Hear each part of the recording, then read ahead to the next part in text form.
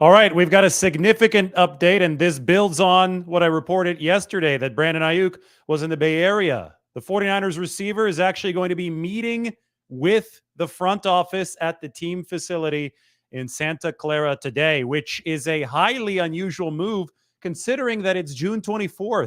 It's the middle of the dead period. Most of the time, players do not have any contact with the team facility at this time of the year. Training camp starts in about a month, but Aiyuk has flown to the Bay Area and he is going to be meeting with the 49ers. And it was Aiyuk himself that requested this meeting with San Francisco. Take a look at this. Good report online that really explains the gist of what's going on here. Brandon Aiyuk told Ryan Clark that he's been taking negotiations, quote unquote, personal, and the offers so far have affected him. Aiyuk's first choice is to stay in San Francisco, but he is comfortable playing elsewhere if they are willing to trade him. Aiyuk is meeting with the 49ers today, a meeting he requested. All I can say is that this is exactly what we predicted on this show about 2 or 3 weeks ago when Justin Jefferson signed his contract. What did I say? I said that Jefferson's deal was so massive. It was actually a 69% increase in fully guaranteed money over the previous high water market wide receiver, which was belonging to Tyreek Hill, that I said this was just going to frustrate other receivers who had yet to sign new contracts. Of course, Brandon Aiyuk falls into that category. CeeDee Lamb of the Cowboys falls into that category. Jamar Chase of the Cincinnati Bengals falls into that category because these receivers would see Justin Jefferson's money and they would want to get a contract at least approaching it. Maybe not quite at that level, but at least approaching it. Meanwhile, teams do not have any incentive to do what the Minnesota Vikings did. And the Vikings essentially bid against themselves to give Justin Jefferson such a big leap, that 69% leap over the previous high watermark. So we have players and these receivers on one side, teams on the other side. There is a wide gap. That Jefferson contract made it wider than it had ever been before. And what I said was this is just going to create frustration on the part of the wide receivers because they're going to start thinking that they're worth at least, something approaching the Jefferson money, something more toward that end of the spectrum. And teams who have no incentive to go that far, who have no incentive to make that precedent because they hold the cards, they hold the leverage, are just going to sit there and say no.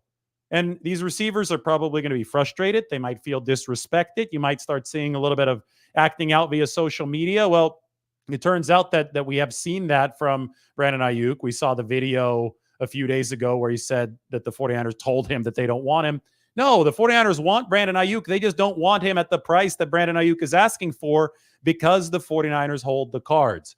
That being said, this is a nice step that I think should help this move toward resolution. In-person communication is always more straightforward, should always be more beneficial, especially between if the player's there with his agent, and I think that the agent is there for Brandon Aiyuk. So it's him, it's his agent, Ryan Williams, it's John Lynch, it's Kyle Shanahan. I don't know if Parag Marathe is in on these meetings, but people are present. They're going to be looking at each other in the eye. They're going to be in the same room. And I don't think they've been in the same room in a long time. I think that the 49ers might have run into Brandon Aiyuk in Cabo. That was way back in February. He obviously was not at OTAs, was not at the veteran minicamp. It seemed to be that we were getting conflicting messages about whether or not he was at the team facility before that for some treatment or just some regular offseason workouts. I think Aiyuk himself said that he had just been in the facility a few days after he supposedly was there when he was talking on Chad Ochocinco's podcast. And we've had some players say that they ran into him in the facility this offseason. Either way, he's been away for some time, including over the course of the mandatory veteran minicamp. And it's obvious that things have not been going swimmingly well based on the messaging that we've had coming out of Brandon Aiyuk's camp. The 49ers have been consistent throughout saying that they want him back. It's obvious they want him back at a certain price. So it's like a game of Tetris. You want to be able to fit all the pieces. There's a big piece that's about to fall next year in all likelihood with Brock Purdy's contract, and it is a hard capped league. So you have to find your way under that salary cap, and you have to maintain that. So the 49ers have a budget. They have to play this from the negotiating position of strength. which they're in. They have Brandon Aiyuk under contract already at a really good rate, $14.1 million this season. And that's how they're going to operate. They're going to operate downhill in this case. So they've been consistent with their messaging. They're fine having Brandon Aiyuk at $14 million this year. They're doing him a favor if they extend him a year early. So they're willing to entertain offers, probably if we're looking at APY, around 26 to 28 million a year. But it's not about APY. Everybody tries to make it about average per year. It's more about the fully guaranteed money. I think on that fully guaranteed money scale, they're willing to go somewhere around Tyreek Hill level, right? Somewhere around 52 million. They're definitely not willing to go near Justin Jefferson level of fully guaranteed money, which was 88.7 million. As far as the messaging from Brandon Aiyuk, he's either been totally silent for long stretches of time, or he has said that he wants to be with the 49ers. Remember on Ocho Cinco's podcast, he said that he hopes that both sides get something done. That was an indication he wants to be with the 49ers. Remember the post on Aiyuk Daily, which we verified did indeed come from Brandon Aiyuk a couple weeks ago. He said that his family's in the Bay Area.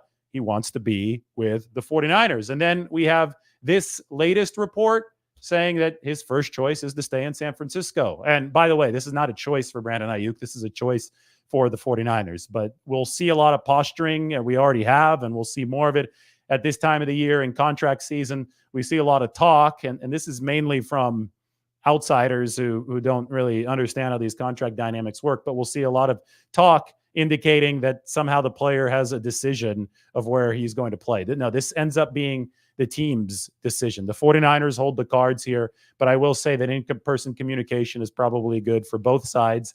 And the fact that Brandon Aiyuk requested the meeting shows a little bit of progress. I mean, here, when he said that he's been taking the negotiations personal, that goes right back to respect, disrespect, the market as created by Justin Jefferson, or at least the market that Justin Jefferson has dangled in front of other receivers with his contract. And the fact that teams have different goals with these contracts. They're not trying to, unless they're the Vikings, they're not trying to hand out a record deal every single time they do one of these negotiations.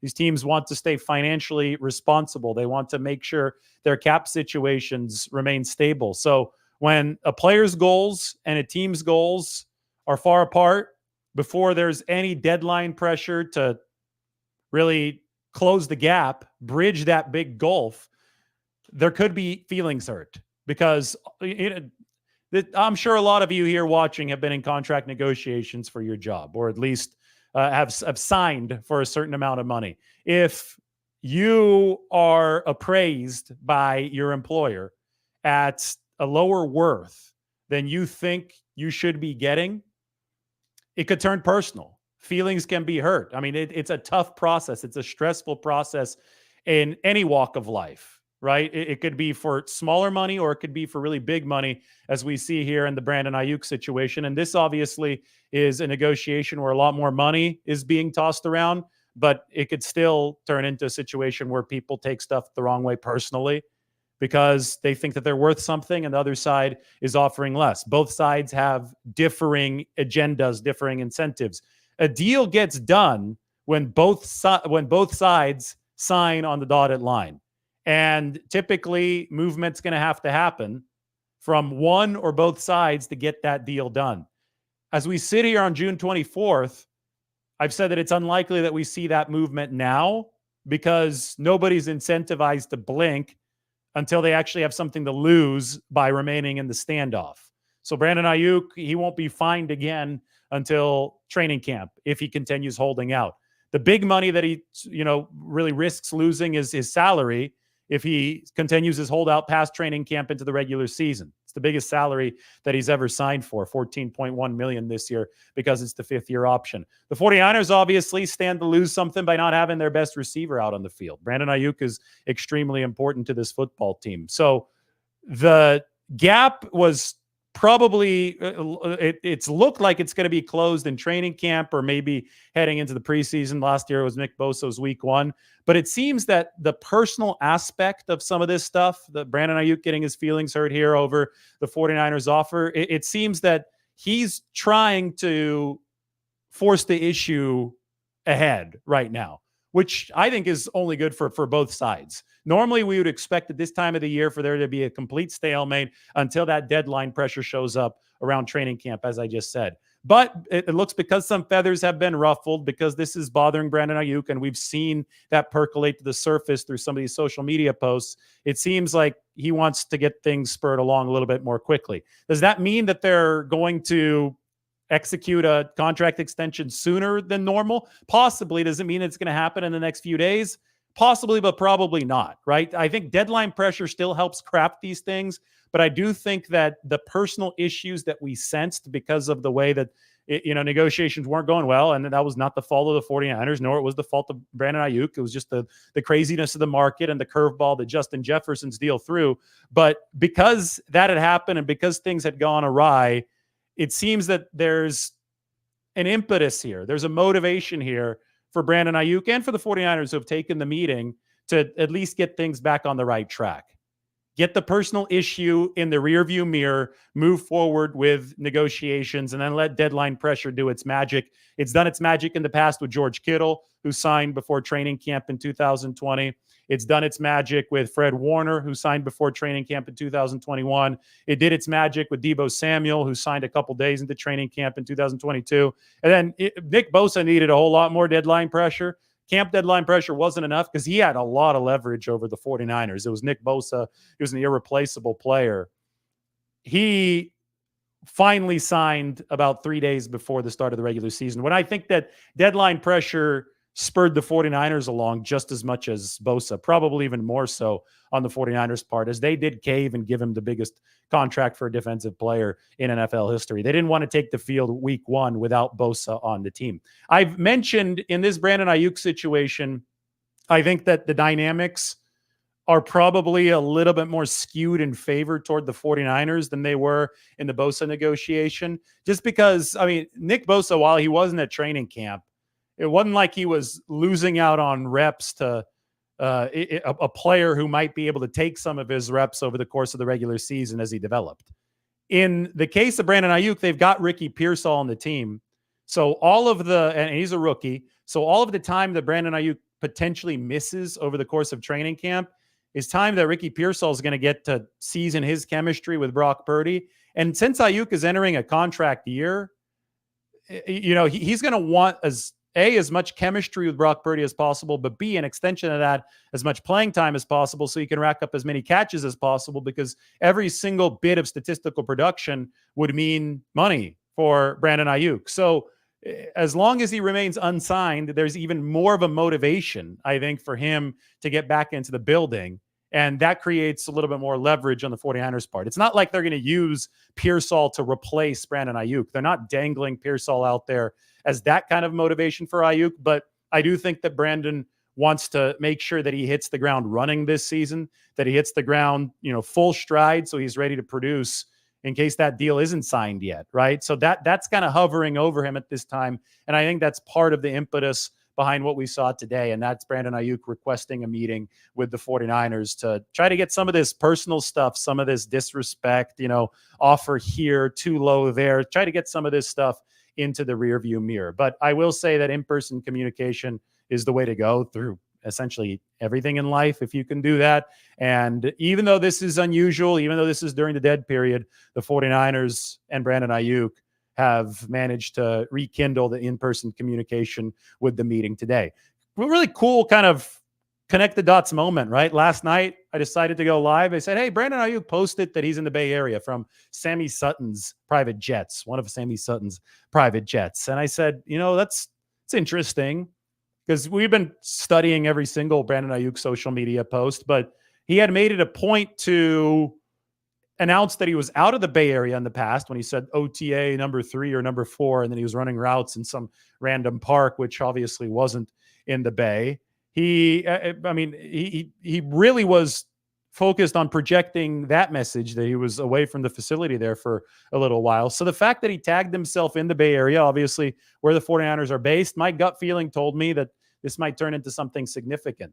And I saw a lot of you comment yesterday, yeah, you're paying too much attention to a random post. Brandon Aiyuk being in the Bay Area doesn't mean anything. And I said, listen, We're going to talk about it, and we're going to leave the meaning of it out there. Let's see what happens. Let's see this develop. I even made sure to say I don't think they're going to be signing a contract on Monday, but I had a feeling that something might be brewing as far as communication between the 49ers and Brandon Aiyuk, which is why I put it out there, which is why I reported it, which is why we talked about it for a good 30 minutes last night.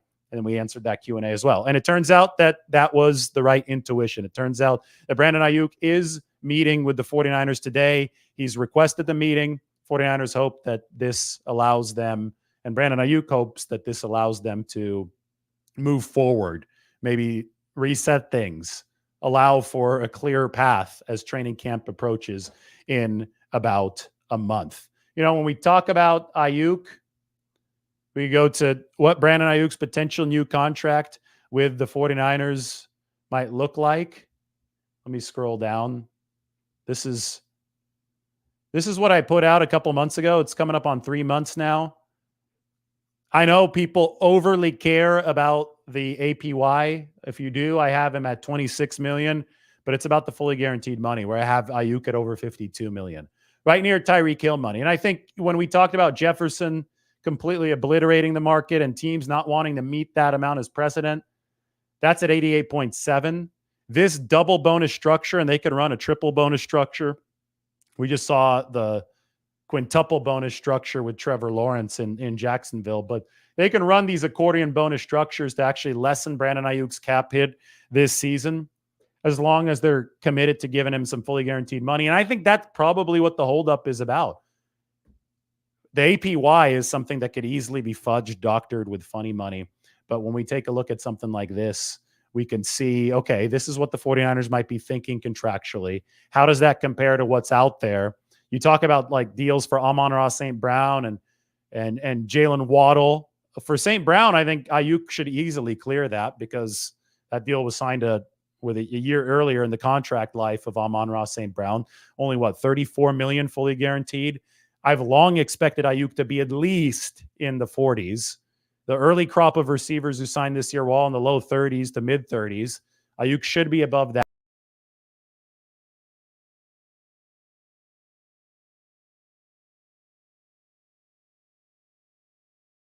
I think Aiyuk will be above that. I always hate when it cuts out for a second. It ends up being my fault. And then I lose my contract screen that I have to put back up there. So I think that he will be above 40 million fully guaranteed.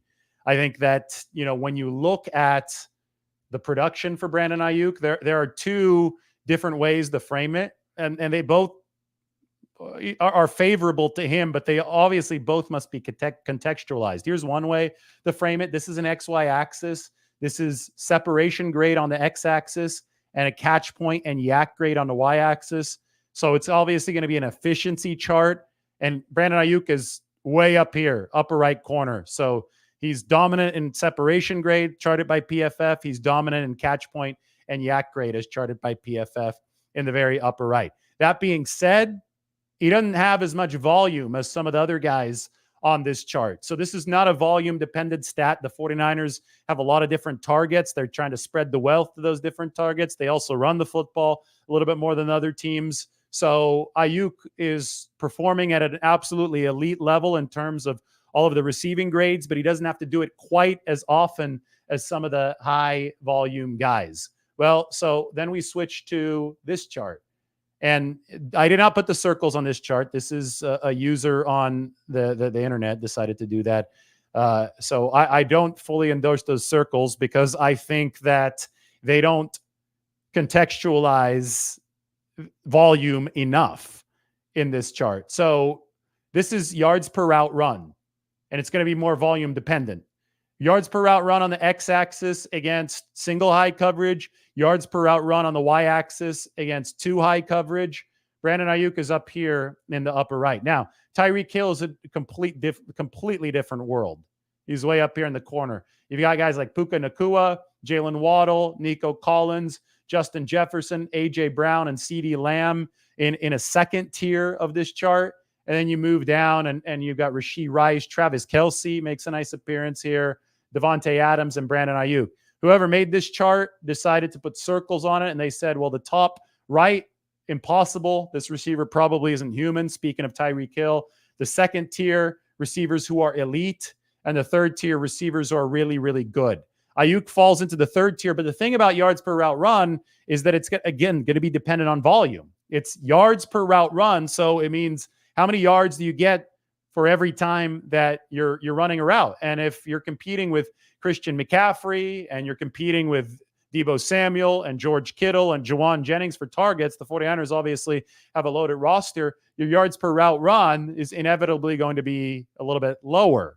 So I think Aiyuk is in a good spot, but he's not going to be in the same type of elite spot as Tyreek Hill or even somebody like Nico Collins and A.J. Brown, just because of how loaded the 49ers are. So I disagree with the notion of circling receivers on this, because yards per route run is a very correlated stat to how good of a receiver is, but it's not fully connected to how good a receiver is, since volume and since, teammates and throw distribution are obviously a big part of the equation. That's why we like to look at grade stats as well. This is going to be more based on a per snap efficiency, and Brandon Aiyuk is in the very top right here. So what I would do is I would meld these two graphs together. Brandon Aiyuk in the top right with Brandon Aiyuk. Yes, he's in the upper right quadrant, but not quite there. I think if you melded these two together, took an average of both charts, you'd find him in this territory. You'd find him in the territory of a really good, borderline elite wide receiver. I'll say elite. He's an A-lister for the 49ers, and you'd say he deserves money that's near the top of the position.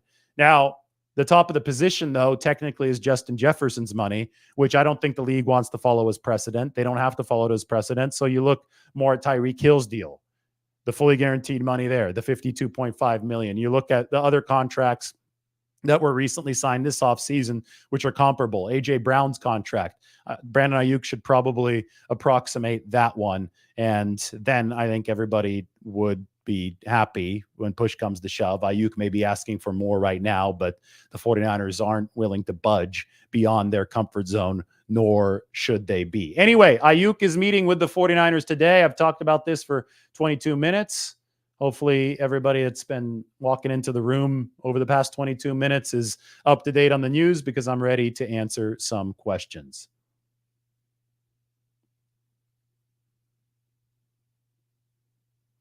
You could smash that like button, says Mike, as I look for questions.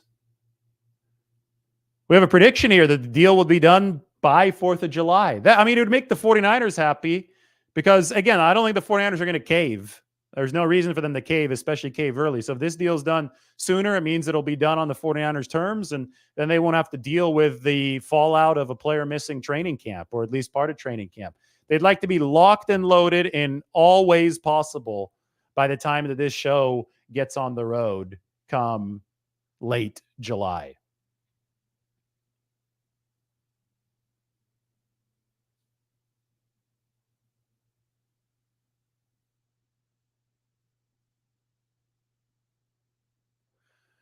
Here's another question. Do you think it's more likely Brandon Aiyuk is trying to work out a deal personally, or do you think it's more likely he's asking for a trade like Deebo did? Well, I have an answer as to what exactly is happening for you right here.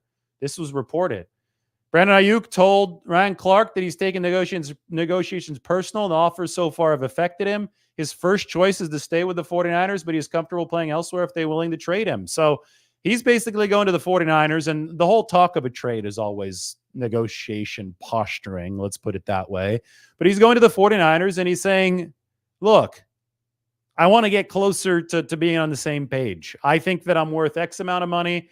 Why aren't you guys offering a little bit more? The 49ers can explain, and I think this is a lot easier to explain in person, that their offers are not meant as a disrespect to Brandon Aiyuk. Their offers are simply a reflection of the business market, of the wide receiver market. Justin Jefferson is not the market. Justin Jefferson is an outlier right now. The 49ers have financial realities to deal with. So what a face-to-face meeting can do is it can help both sides better understand where the other side is coming from, so that people get less offended by an offer or a statement from the other side that doesn't match their current worldview. So, a trade is going to be mentioned in all parts of this, because it's the one, and I can't even call it a threat because the team is the one executing the trade, but it's a way of posturing, like Deebo Samuel demanded a trade. It's a way of saying, I don't necessarily have to play here. I might be happy somewhere else. And when, that is communicated, it's intended to put a team's feet to the fire in a way that says, okay, hurry up, just give me a better offer and I'll sign this offer so this discomfort doesn't have to be aired publicly. It's a little bit of a nuclear tactic, right? A nuclear approach, if you will, when it comes to contract extensions. But players and their representation have to do something, or they feel they have to do something to regain a little bit of leverage, because let's be honest, the team is running the show here. Brandon Aiyuk remains under contract with the 49ers. They're happy with him at $14 million this year if they can't get a deal done. And it's the team doing the player a favor if they extend him a year early. It all boils down to that. The 49ers do not have to extend Brandon Aiyuk a year early. They benefit from doing so, though, through being able to control the cap hits and being able to spread them out. And if they find a good enough agreement with Brandon Aiyuk to justify doing so now, they'll do it. So it really is as simple as that. I think anything else is posturing, and a trade is only going to be a trade if you find a way to make your team better right now. If you're the 49ers with the trade return, and especially after the NFL draft, I find it very, very hard that they could find themselves in such a situation.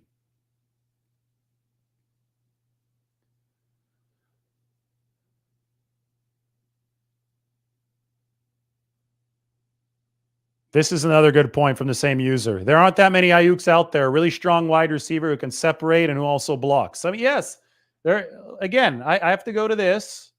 I feel that we can't hammer this home enough. On a per snap basis, this doesn't even include the blocking. This is separation, catch point, and yak. Aiyuk is exceptional.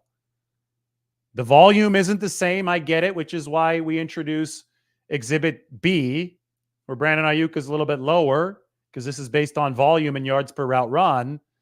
But I mean, the guy is a stud.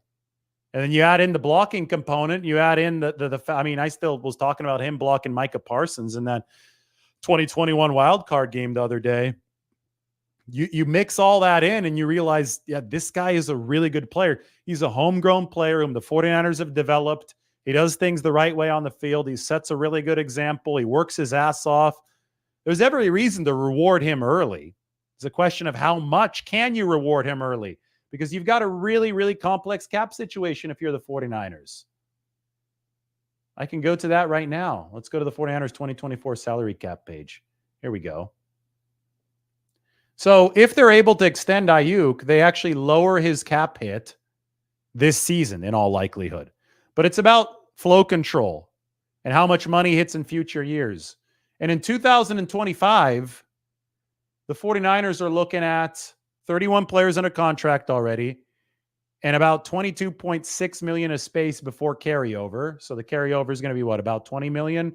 So $20 million plus 22.5, $42.6 million to fill up the last 20 plus spots in the roster and also give Brock Purdy his extension. You could backload all of that stuff. As you can see with my contract proposal for Brandon Aiyuk, which you can find right here up on The Athletic. They keep his cap hit at $8.1 million in 2024 with an extension. They could keep it at $12 million in each of the next 2 years. But then it's really going to balloon in 2027 and 2028. You can restructure him again, of course. You're going to have to face the payments at some point in the future. The key is to push them to a time when the cap is presumably going to be higher than it is right now. This is what they've done with all their contracts.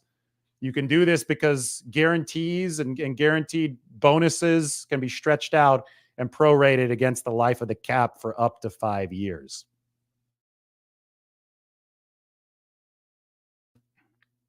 I'll be looking at more questions right now.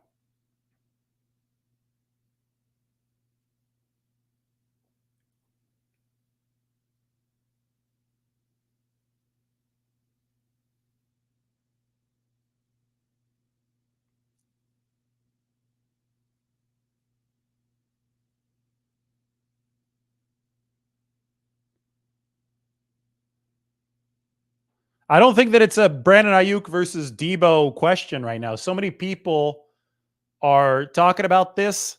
It's a Brandon Aiyuk and Debo and Ricky Pearsall situation and Jawan Jennings and George Kittle. They're trying to make sure this roster is as loaded as possible for the task at hand, which is trying to win a Super Bowl in 2024. They can then revisit the question based on the financial reality of the situation entering 2025. But way too many people project too far forward and use that. It's great to project forward and to think about the future and to think where the pieces might fit. But it is a mistake to think of 2025 as if we're in 2025 right now.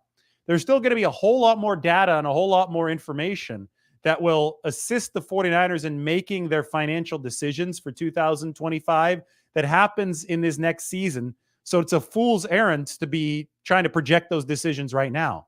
There's a chance that Debo Samuel and Brandon Aiyuk both deliver all-pro years, are absolute monsters on the field, and the 49ers say, damn, we want to run this back. We want to do this again. We're going to find a way within our budgetary constraints to make it work beyond 2024. It's absolutely possible because this team, those are two great players, and this team is not in the business of losing top-tier talent. It's a talent acquisition business. You don't jettison talent unless you have a clear path to get better even without that talent on your team. So the one time they did jettison a really good player, DeForest Buckner, in 2020, they got a high first-round pick in exchange for him.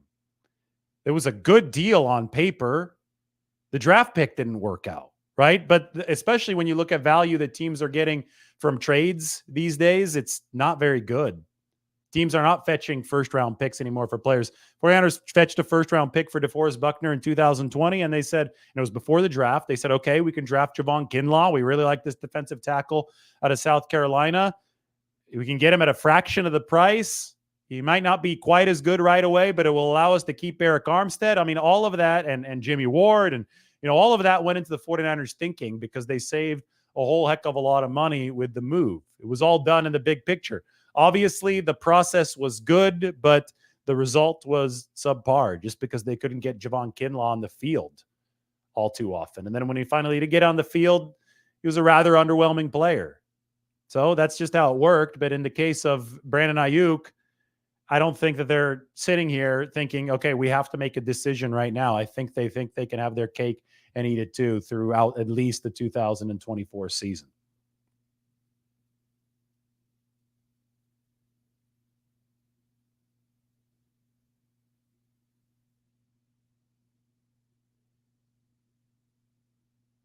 I hope there are not people saying that Ricky Pearsall is as good as Brandon Aiyuk yet. I mean, Aiyuk is a seasoned veteran. You got to give him some respect.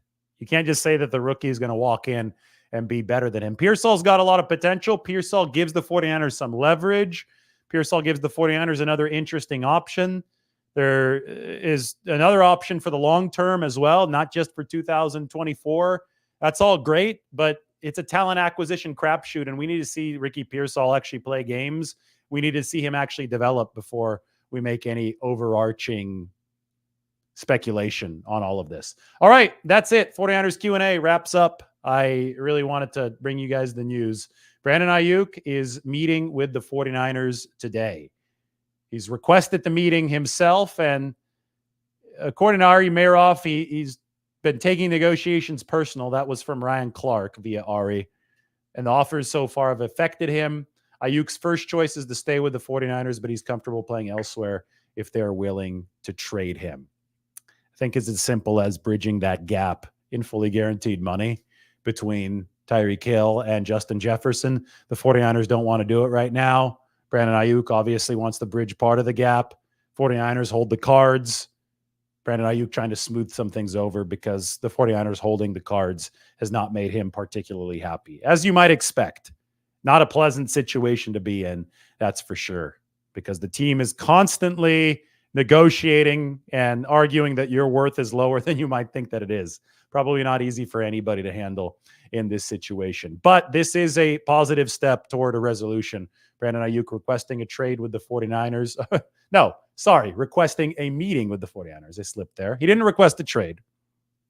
Just to emphasize that, he said, or at least according to Ari Meroff, his first choice is to stay in San Francisco, but he's comfortable playing elsewhere if they are willing to trade him. I don't think the 49ers are willing to do that because I don't think that they can get better right now by trading Brandon Aiyuk. And the focus for San Francisco can and should be to get better right now. Definitely shouldn't be to get worse right now because they're trying to win a Super Bowl this year. But Aiyuk requested the meeting, not the trade.